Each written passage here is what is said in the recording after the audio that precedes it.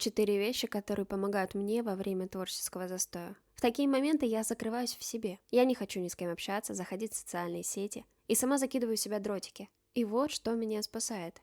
Первое. Музыка. Утро не может начаться без нее. Второе. Спорт. Если я час проведу на коврике у себя в комнате, я уже буду чувствовать, что день прожит не зря. И я не просто существую. Третье. Порядок. Мне очень важно, чтобы меня окружала чистота. И я не могу работать в хаосе. И четвертое. Мой внешний вид. Отражение в зеркале, которое я вижу, должно меня радовать. А как справляетесь с этим вы? Поделитесь в комментариях.